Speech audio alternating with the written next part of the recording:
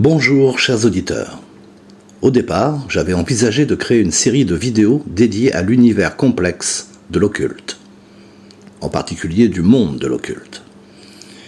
Partageant avec vous mon parcours personnel et les rencontres significatives qui ont jalonné mon chemin, ainsi que les expériences tant enrichissantes que troublantes que j'ai vécues dans ces cercles mystérieux. Cependant, un tel projet nécessiterait des dizaines de vidéos pour rendre justice à cette thématique fascinante. Ainsi, j'ai décidé de vous proposer de manière sporadique des explorations approfondies de certains aspects précis de ce monde énigmatique. Ensemble, nous plongerons dans les subtilités de l'occulte, en nous attardant sur des éléments souvent méconnus et en éclairant les ombres qui peuplent cette réalité complexe. Le monde de l'occulte est un vaste labyrinthe d'énigmes et de mystères, dont les contours se dessinent à travers les âges et les cultures. Depuis l'Antiquité, l'humanité a cherché à pénétrer les voiles de l'invisible, à comprendre les forces qui régissent l'univers au-delà des perceptions ordinaires. Cette quête a donné naissance à des pratiques et des sociétés secrètes dont les rituels et les croyances ont souvent défié la compréhension des esprits communs. L'origine de l'occulte remonte aux premières civilisations. En Égypte ancienne, les mystères d'Isis et d'Osiris, les rites initiatiques et les pratiques magiques, comme la Kabbale égyptienne, posaient les bases d'une tradition ésotérique où la magie et le sacré s'entrelacent. Les Grecs et les Romains, quant à eux, ont enrichi cette tradition avec les cultes d'Apollon et de Dionysos, et les rituels de mystères comme ceux d'Éleusis, qui promettaient aux initiés une vision transcendante du monde et de l'au-delà. Au Moyen-Âge, la magie et l'occultisme ont pris une tournure plus sombre et complexe. La montée du christianisme a mené à une occultation des savoirs anciens, souvent perçus comme hérétiques. Cependant, les alchimistes tels que Flamel ont cherché à percer les mystères de la transmutation des métaux, par exemple, et de l'élixir de longue vie, en cachant leurs connaissances derrière des symboles cryptiques et des langages codés. Les sociétés secrètes, telles que les Templiers et les Rosicruciens, ont joué un rôle crucial dans la transmission et la préservation des savoirs occultes. Les Templiers, souvent accusés de pratiques hérésiarques, sont devenus les protagonistes de légendes entourant la quête du Graal et des pouvoirs mystérieux. Les Rosicruciens, au XVIIe siècle, ont promu une vision du monde fondée sur l'harmonie entre la science ésotérique et les mystères spirituels, revendiquant une sagesse cachée derrière les symboles alchimiques et des doctrines mystiques. À l'époque moderne, l'occultisme s'est diversifié avec la montée du spiritisme et de la théosophie. Alan Kardec, Helena Blavatsky, Steiner ont introduit des concepts tels que la réincarnation et la communication avec les esprits, offrant un pont entre les pratiques anciennes et les aspirations contemporaines vers une compréhension universelle. Le XXe siècle a vu l'émergence de courants comme la magie du chaos et l'ésotérisme moderne, où des figures comme Aleister Crowley ont profondément marqué le paysage occulte avec leurs doctrines innovantes et souvent controversées.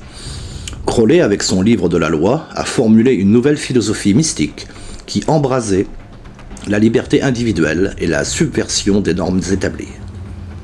Aujourd'hui, le monde de l'occulte continue d'évoluer, alimenté par une fascination pour l'inconnu et l'inexploré. Les traditions anciennes côtoient les pratiques contemporaines, dans un panorama où l'ésotérisme, la magie et les sociétés secrètes se rencontrent et se transforment. Ce domaine, par son caractère hermétique, est souvent inquiétant.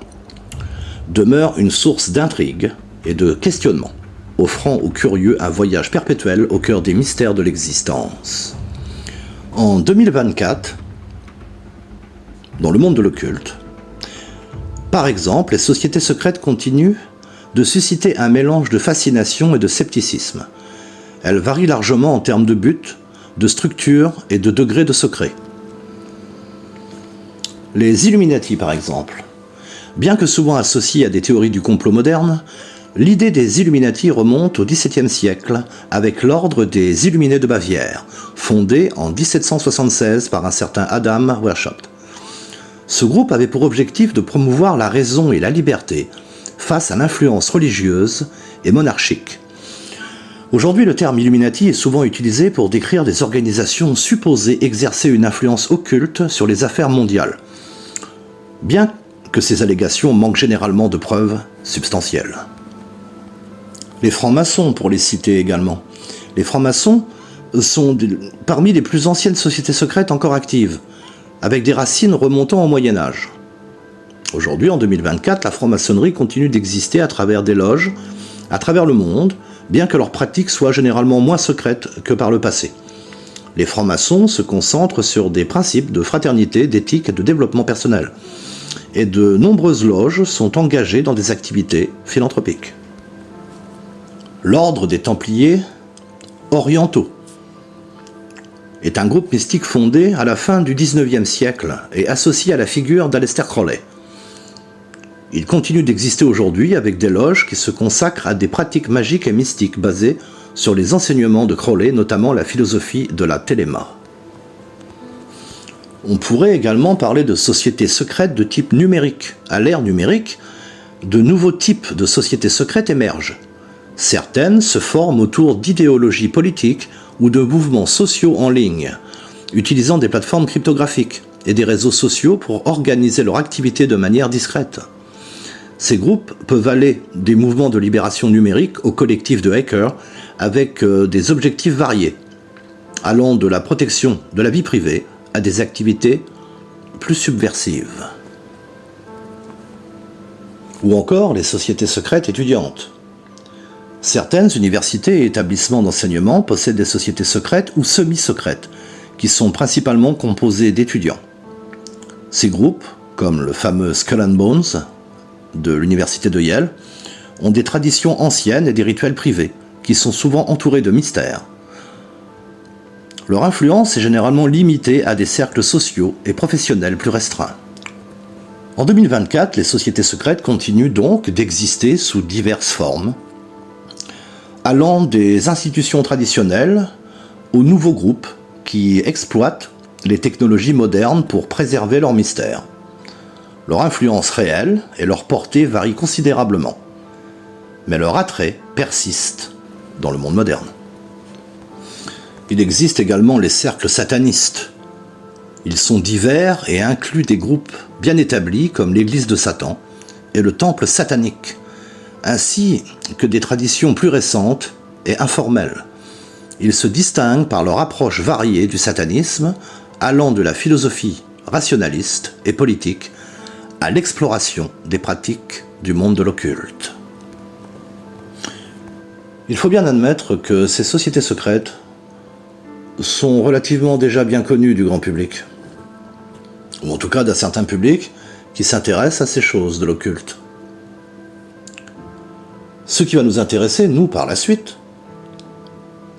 c'est d'aller jeter un œil du côté de ce qui est véritablement pas connu du grand public, comme par exemple le cercle des initiés, ou encore l'ordre de l'Aigle Noir, ou encore les chevaliers de l'ordre de Saint John,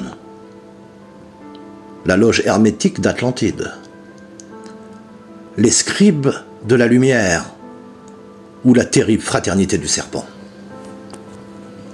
Quant à moi, mon parcours sinueux dans les arcanes de l'occulte, s'étendant sur 33 années, m'a conduit à cette antique porte, nichée dans une ruelle oubliée.